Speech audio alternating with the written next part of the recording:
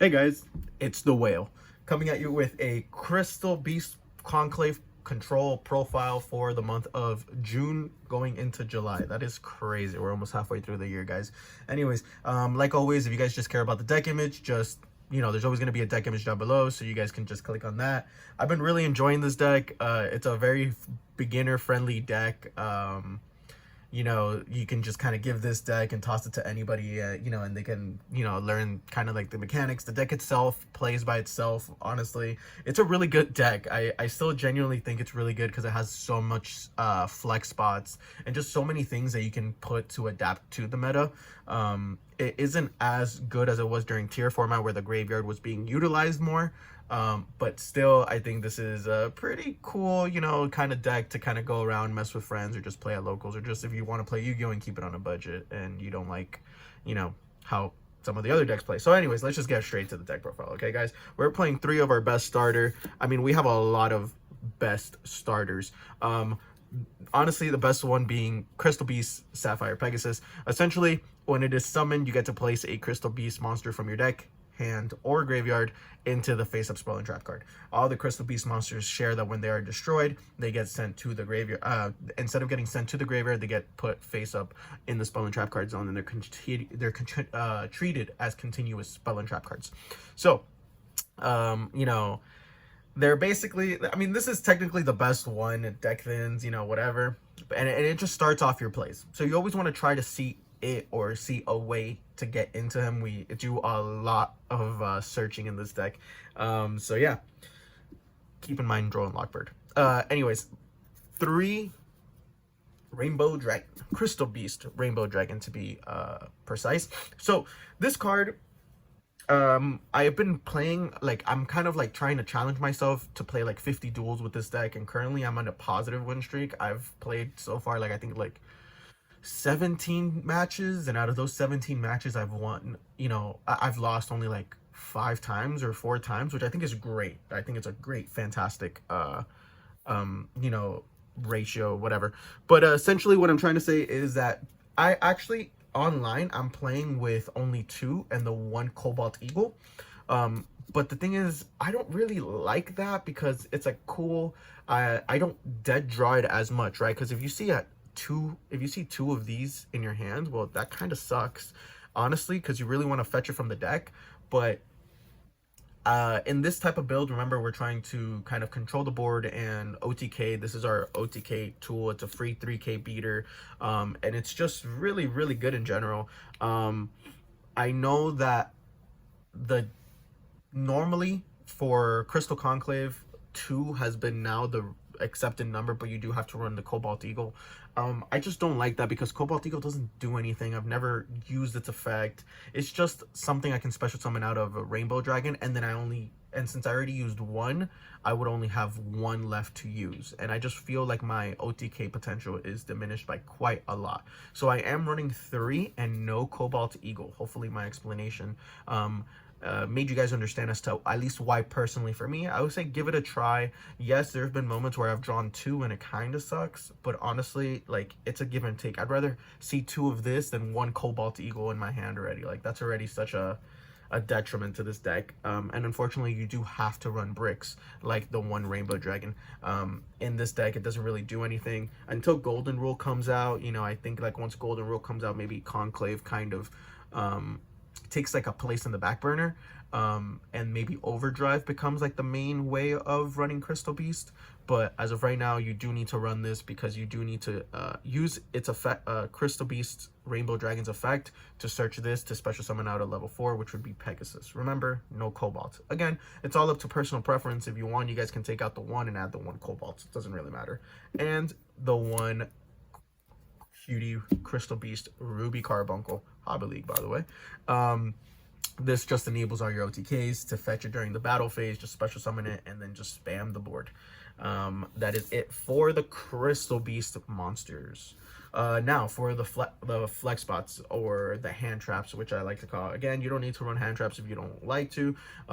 What I really like about this version of the deck is just the fact that there's so many things that you can add, take away, etc., etc. It's just really, really good. So of course I'm running the 3D shifter. D shifter kind of is I don't want to say good again, but it is really like, well, good. You know, it doesn't necessarily kill things like back in tier format, but it's still such a really good card, and it's a turn ender for most decks. And my favorite hand trap, that's my hand trap so far, 3 Droll and Lockbird. So something that I did want to do with this deck is I wanted to think about playing like kaijus, you know, because the interaction that you can kaiju your opponent and then bounce your own kaiju back with the continuous spell. I really like that, but then again, I really want to go first in this build, so I don't really want to see a kaiju in my opening hand. So I was like, you know what, going first, I just want to try to, you know, not let my opponent play as much as possible while I control the board, right? D-Shifter usually stops turns or usually hinders your opponent to the point where their board is already in a weakened state so you can break it. Droll and Lockbird honestly stops turn. I was playing against a Dragon Link player in my last duel on Dueling Book. I was playing against Dragon Link. I dropped Droll and Lockbird on their Chaos space, and they literally just, they went so neg and they ended up on just a Hermetic Seal. That's literally it, which is laughable. And I proceeded to OTK him there. So Droll and Lockbird, I think that is really good, and should be mained in the deck if you have the spot for it. This deck does lose to Droll and Lockbird though, so if you do get counter Droll and Lockbird, rest in peace. For the spells, I believe we only are running, what, 13 monsters, I think? We're running a lot more spells. We're running 2 Crystal Bonds. Obviously, for this version of the deck, only 2 is needed, because usually you only resolve 1, and this card is usually Ash Bait. You resolve 1, and the other one is kind of just dead. Essentially, you get to add a Crystal Beast monster from your deck to your hand and place another Crystal Beast with a different name from your deck to your Spell and Trap card zone. So you search Pegasus and you set Rainbow Dragon. That way you can use Rainbow Dragon's effect. Or you can get Ruby out of the deck for it to not be a brick if you were to draw it. 3 Rainbow Bridge. This is not a once per turn. It lets you search out any crystal, spell, or trap. So it lets you search out not only your spells, but as well as your traps, just like the card says. So keep that in mind, not once per turn. Usually Rainbow Bridge into Crystal Bond, or Rainbow Bridge into Ultimate Crystals, or Crystal Awakening, or whatever the case may be, to kind of keep your engine rolling. I want to say, like I said, I want to say Pegasus is the best card of the deck. Rainbow Bridge is the best card of the deck. Crystal Bond is the best card of the deck, because this all kickstarts your engine, guys. It is really, really, really good. But honestly, and I think that I'm in the majority when I say this, Rainbow Bridge of the Heart is the best card of the deck. This card just does everything and more for the deck. So it has 3 effects in one. It's a continuous spell and trap, which honestly is counterintuitive in Crystal Beasts, but it works.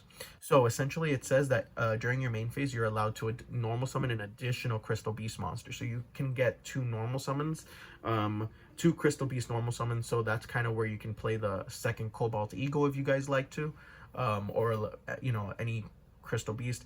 It also has an effect that you can destroy a Crystal Beast in your hand, field, or face up in the Spell and Trap card zone, and you get to add a Crystal Spell or Trap from your deck to your hand. So it becomes a Rainbow Bridge essentially. So you can search out your traps, or you can search out your Crystal Bond. And then the third effect is that if a Crystal Beast is placed in the Spell and Trap card zone, you can target 1 card on the field, right? I don't believe it. You can target 1 card your opponent controls and return both that card and this card to the hand. So it opens up a free slot. And we do have ways of destroying our own Crystal Beast.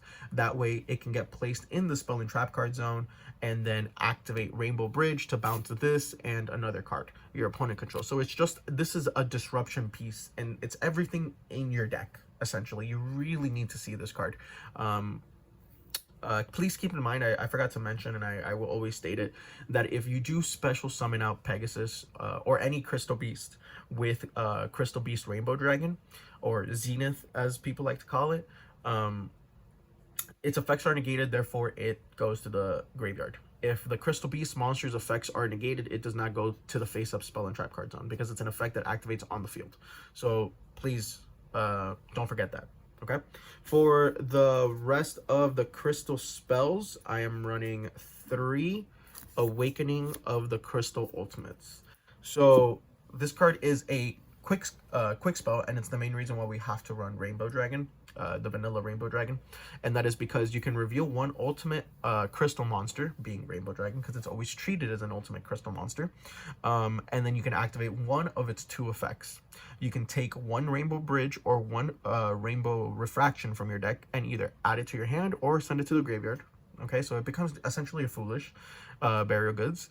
Or you can special summon one Crystal Beast monster card from your hand, deck, graveyard, or spell and trap card zone. So this is your OTK tool with Ruby Carbuncle. I've always tossed around two because, you know, the main thing I use this for is always to OTK. But there are moments where I use it as a foolish burial or as an ad. So again, it's just, if I do that, then I'm only playing with one in the deck. So my next one better be an OTK. So there's a lot of cards here that it's honestly based on personal preference. You can run two of these and two Rainbow Dragons and one Cobalt Eagle. So it's just it's all personal preference on the deck. So for the rest of the spells, that's it for the crystal spells. For the rest of the spells, I am running 3 pots of Extravagance. The extra deck doesn't matter. Yes, if you have Prosperities, feel free to run it. It's actually better in this deck to dig to what you need. But I am not running Prosperity because, number one, I don't want my opponent to take half damage every... if I can OTK my opponent that turn, I am going to. The extra deck also doesn't matter too much because you are running multiples of the important cards, and I barely ever go into the extra deck. If I'm going to the extra deck, it's either game 2 or I'm already losing and I'm trying to, you know, stall for Babushka. And that's essentially it with Extravagance. For the rest of the consistency cards, I am running 2 Foolish Burial Goods, and this is essentially to dump the Rainbow Bridge of Salvation to get me my 2 Necro Valley plus Crystal Beast monster because it's a pseudo starter. I am running 2 Necro Valley. I'm not running Necro Valley Zombie World, Necro Valley Secret Village of the Spellcasters. I'm not doing that just because of the fact that game 1, I feel like I'd rather... Like, if I don't know what my opponent's playing, I'd rather just have Necro Valley. Necro Valley is an insane card. Again, with that Dragonlink player, he went first. I dropped Droll. He just passed on a Heretic Seal. And then I essentially had a Necro Valley in hand. And I cleared the board. I did damage. And I had a Necro Valley, a Rainbow Bridge of Salvation, and the counter trap, the Crystal counter trap. And the moment I activated Necro Valley, he just... quit the game. So he was pretty mad because, I mean, he can't do anything. He can't bring anything back. So yeah. And for the last spell, I am running 1 Called by the Grave. I am terrified of Droll and Lockbird. Terrified of Droll and Lockbird. So this is to mitigate that as much as possible. You don't really care if your stuff gets ashed because, like, you have so many ways and so many, like, not once per turn effects. So I wouldn't recommend using your 1 single Called by on Ash unless it's your only way to your engine to start. So keep that in mind. For the traps, I am running the 2 Crystal Miracles, the 2 Conclave, and the 1 Rainbow Bridge of Salvation. So ratio time. Okay, so 3 Conclave when the deck first came out because everybody wanted to see it. This card is really good. Essentially, once per turn, when your Crystal Beast monster gets destroyed, you can, by battle or by card effect, you can special summon 1 Crystal Beast monster from your deck. So that's its first effect, and then it has a second effect that you can send this face-up card from the face-up field to the graveyard, and target 1 Crystal Beast card you control and 1 card on the field, return it to the hand.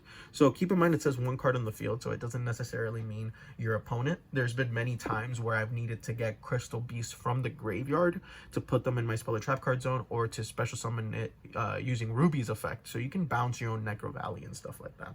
Okay, so this is another disruption piece with Rainbow Bridge of Salvation. Okay, please keep that in mind. It's like essentially a double bounce, but it does need to go to the graveyard to activate, meaning that if you shifter or you're under shifter, you cannot activate it. It's you know, it's sent to the graveyard effect to bounce. So please keep that in mind because it has to be sent to the graveyard. Rainbow Bridge of Salvation, it's a brick. You essentially want it in the graveyard to search your any field spell in the game, and a Crystal Beast monster, which will usually either be Pegasus or your OTK tool, which will usually be Crystal Beast Rainbow Dragon. And the 2 Crystal Miracles, this was arguably the better one because it's a Solemn Judgment. I mean, these two work really well together, honestly, but I usually always find myself searching out Crystal Miracle other than Conclave. Crystal Miracle is a Solemn Judgment for the deck. When a spell or trap card or a monster effect is activated, destroy 1 Crystal Beast card you control, and if you do, negate that activation, and if you do, destroy that card. The awesome part about it is that it says destroy, so if you have a face-up Conclave, you can activate this, you know, destroys the Crystal Beast, it goes to the spell and trap card zone, and then Conclave activates since a Crystal Beast monster was destroyed by a card effect, and you get to special summon out another one. So that's kind of the little nifty thing behind it. It also has a secondary effect that actually does pop up if you're not under Necro Valley, that it states that if a Crystal Beast card is placed in your spell and trap card zone while this card is in your graveyard, even during the damage step, you can banish this card, place 1 Crystal Beast monster from your hand, deck, or graveyard face up in your spell and trap card zone as a continuous spell. That does come up because it works, again, in tangent, all with Rainbow Bridge of Salvation. I mean, Rainbow Bridge of the Heart.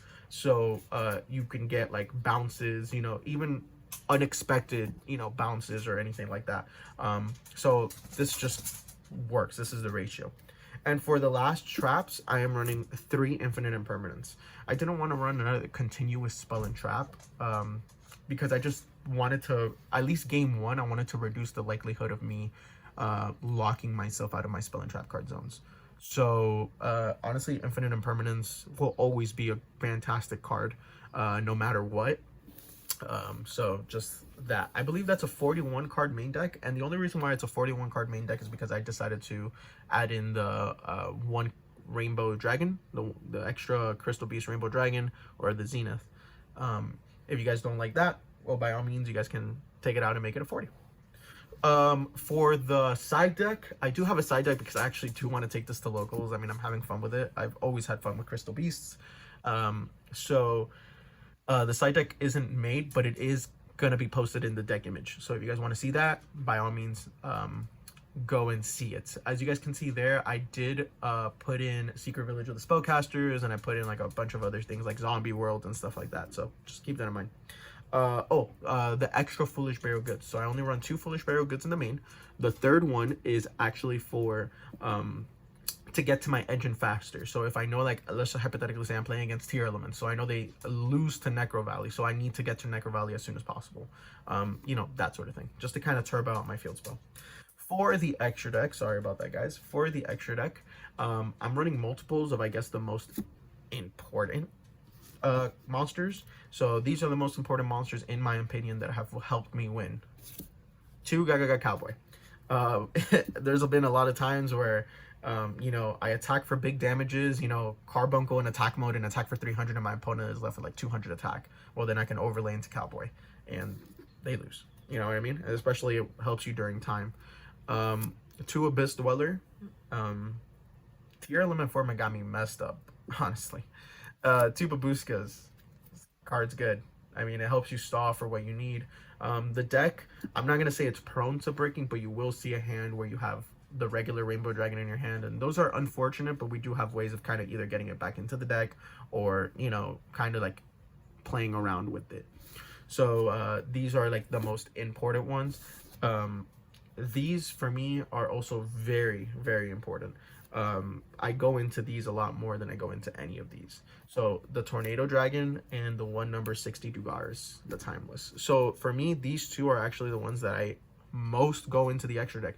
Why? Because these are discard fodders for where is it? For Rainbow Bridge of Salvation. Okay, so Tornado Dragon, you can overlay into it if you draw into this card. This is a brick, it does nothing in your hand, but you can set it and then this pops it, and that way you can start your engine off. Dugars, if you draw, again, Rainbow Bridge of Salvation, you can detach for its effect, discard Rainbow Bridge of Salvation, you draw 2 cards, plus you already have an engine started in the graveyard with Rainbow Bridge of Salvation. To me, these cards are, you know, probably the most important in the extra deck. For like game 2s and stuff like that, Magician of Hope, yes, you can run the spellcasters. You know, the only reason I'm running this is because it's the highest spellcaster that we can make in the extra deck. It just requires 2 level 4 monsters. It has no particular effect. I mean, the effect doesn't matter, but what matters is the attack, 2500 and 2000 defense. So if game 2 you're going in, like, let's just hypothetically say against Runic or whatever the case may be, some spell based deck, right? You can activate Secret Village of the Spellcasters and overlay into Magician of Hope. There you go. You have a spellcaster that's 2500. Usually a lot of decks can't really beat over that without the assistance of spell cards. Lightning Chidori for the 2 Pegasus. I mean, this still comes up every now and then, I guess. But obviously it would come up more if I ran the Cobalt Eagle, which I do not. Okay. The 1 Zeus and the 1 Time Thief Redoer. I guess I should have done that backwards, but Time Thief Redoer and Divine Zeus. For the extra deck, I mean the links, I guess. The 1 Nightmare Phoenix. This is another dump for Rainbow Salvation, whatever the case may be. And then the 2 Charmers that we can go into. We can go into the Light Charmer or the Wind Charmer with Pegasus, or we can do it with Ruby Carbuncle, or we can do it with Crystal Beast Rainbow Dragon. And not only that, these are spellcasters, meaning that you can play under Secret Village of the Spellcasters. So guys, that is the deck. Hopefully you guys enjoy. It is a very fun deck. I really highly recommend trying it out if you haven't already. And it just takes a lot of people by surprise. Again, I think the deck has a lot of flex spots and a lot of really good angles, honestly. I guess only time will tell. But yeah, let me know what you guys think. And if you guys have any questions, leave a comment down below. Have a good one, guys.